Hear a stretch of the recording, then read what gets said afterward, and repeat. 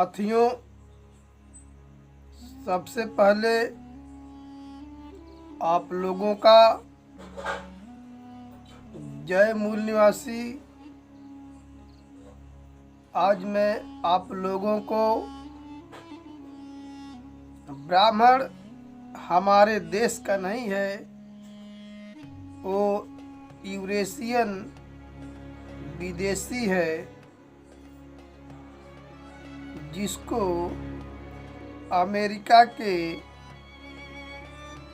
Utah विश्वविद्यालय के professor Michael बमसाजी सिद्ध कर दिए हैं डीएनए अनुसंधान के आधार पर। आज मैं उसी के बारे में आप लोगों को जानकारी देने का काम कर रहा हूँ। जैसा कि आप जानते हैं कि हमारे शरीर में प्रोटीन एक महत्वपूर्ण पदार्थ है, जिसके दो रूप होते हैं, आरएनए और डीएनए। आरएनए का मतलब राइबो न्यूक्लिक एसिड और डीएनए का मतलब D oxy ribo nucleic acid. तो डीएनए एक पीढ़ी से दूसरी पीढ़ी में स्थानांतरण होता रहता है, वंशानुक्रम होता रहता है, और औरतों में माइक्रोकार्डियल होता है। अमेरिका में एक विश्वविद्यालय है, उताह विश्वविद्यालय, उसके प्रोफेसर माइकल बमसाजी पूरे विश्व का भ्रमण करते हैं और करते करते करते भारतवर्ष में आते हैं, तो देखते हैं कि दुनिया के किसी भी देश में इतनी जातिवादी व्यवस्था नहीं है, लेकिन भारतवर्ष में बहुत ज़्यादा जातिवादी व्यवस्था है। आखिर में क्यों? तो वो अपने ट्रांसलेटर से पूछते हैं कि यहाँ पे जातिवादी व्यवस्था भी है और बहुत ज़्यादा गरीबी भी है। तो उन्होंने अपने ट्रांसलेटर से पूछा कि ये जो बड़े बड़े बिल्डिंगें हैं वो किनकी है? तो वो बताया कि यहाँ के अमीर लोगों का है। फिर दोबारा पूछे कि इनके बगल में जो झुग्गी झोपड़ियाँ हैं वो किसकी है? तो बताया कि यहाँ के गरीब लोगों का है, जो गांव से शहर में मजदूरी करने के लिए आते हैं, कुछ पैसा इकट्ठा करके अपने परिवार को भेजते हैं, जिससे उनके परिवार का पालन पोषण होता है। चूंकि वो वैज्ञानिक थे,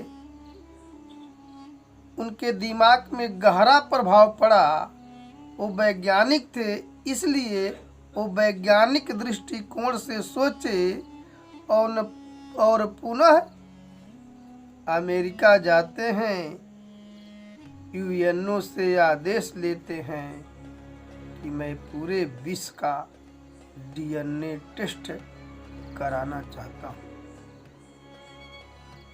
उनको परमिशन मिल जाता है, वह पुनः भारतवर्ष में आते हैं, तो 42 देश के वैज्ञानिकों को साथ लाते हैं, और भारत के भी पूना के जय दीक्षित डीएनए रिसर्च सेंटर को साथ लेते हैं, और आंध्रा विश्वविद्यालय के प्रोफेसर भास्कर राव को भी साथ लेते हैं।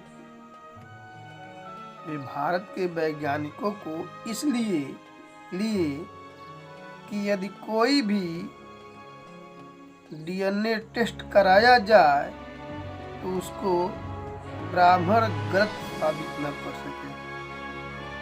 इसीलिए भारत के वैज्ञानिकों को भी साथ लिया गया और 1 लाख लोगों का नाखून, त्वचा और बाल का सैंपल लिया गया और जब डीएनए टेस्ट कराया गया तो ब्राह्मण, क्षत्रिय, वैश्य का डीएनए गुणसूत्र 99.87% एक जैसा मिला और SC, ST, OBC, minority, NT, DNT, VGNT इन सभी लोगों का डीएनए गुणसूत्र 99.99% एक जैसा मिला और ब्राह्मण, क्षत्रिय, वैश्य का डीएनए गुणसूत्र काला सागर के पास आक्सीमोजी नामक स्थान पे बसे मोरू जात के लोगों से 100% एक जैसा मिला और SC, ST, OBC, माइनॉरिटी का डीएनए गुणसूत्र विश्व के किसी भी देश के डीएनए से नहीं मिला। इससे ये सिद्ध होता है कि ब्राह्मण, क्षत्रिय, वैश्य यूरेशियन विदेशी ब्राह्मण है और SC, ST, OBC और माइनॉरिटी के लोग यहाँ के मूल निवासी हैं। और ये बात 21 मई 2001 को पूना के दैनिक अखबार टाइम्स ऑफ इंडिया में, जो अंग्रेजी अखबार में है, ब्राह्मण अंग्रेजी अखबार में निकाला क्योंकि वह ब्राह्मणों विदेशी है, ब्राह्मण विदेशी है और अंग्रेजी विदेशी भाषा है, तो विदेशी लोग ही विदेशी भाषा पढ़ते हैं। हमारे लोग बहुत कम पढ़ते हैं, लगभग नहीं के बराबर पढ़ते हैं। इसलिए उन्होंने अंग्रेजी अखबार में इसलिए निकाला ताकि वह अपने लोगों को सावधान कर सके, खबरदार कर सके कि अब तुम लोगों का खैर नहीं है, क्योंकि तुम्हारा भेद यहाँ का मूल निवासी जान चुका है। तो अपने लोगों को सावधान करने के लिए वो निकाला। जब कोई भी विदेशी किसी देश में जाता है बिना पासपोर्ट और वीजा के, उसे रिफ्यूजी कहते हैं, उसे शरणार्थी कहते हैं। उसकी दीनहीन दशा देख करके उस देश के लोग जहाँ पे वो जाता है रिफ्यूजी बन करके, शरणार्थी बन करके, वहाँ की सरकार उसे कपड़ा देती है, उसे मकान देती है, उसे भोजन देती है, दवा देती है। लेकिन हमारे देश में कोई विदेशी रिफ्यूजी बन करके आया, शरणार्थी बन के आया, हमारे लोग ने पूरा देश ही उसको दे दिए और आज शासन सत्ता पे कब्जा करके हमारे ऊपर ही राज कर रहा है, अन्याय अत्याचार कर रहा है। अंतर्राष्ट्रीय न्यायालय में ये जो है कानून है कि कोई भी विदेशी किसी देश में जाकर के वहाँ छोटा मोटा मजदूरी कर सकता है, छोटा मोटा नौकरी कर सकता है, लेकिन वहाँ का शासक नहीं बन सकता है। हुक्मरान नहीं बन सकता है, लेकिन ये अगले 3,500 वर्षों से इस देश का शासक बने हुए हैं, हुक्मरान बने हुए हैं। यदि मूल निवासी बहुजन समाज के लोगों की यदि शासन सत्ता आता है, यदि बीएमपी पार्टी की सरकार बनती है, बहुजन मुक्ति पार्टी का, तो हमारी पार्टी ललका कार्ड, पीला कार्ड, सफेद card, APL BPL Antyodaya card, Aadhaar card नहीं बनवाएगी। हमारी पार्टी डीएनए कार्ड बनवाएगा। आज जिसका डीएनए हमारे देश के डीएनए से मिलता है, उसी को वोट डालने का अधिकार होगा। जिसका डीएनए हमारे देश के डीएनए से नहीं मिलता है, उसको वोट डालने का अधिकार नहीं होगा। और ये संवैधानिक तरीके से किया जाएगा। ये संविधान में भी लिखा है कि कोई विदेशी वोट नहीं डाल सकता है। ये संवैधानिक दायरे में रह करके किया जाएगा।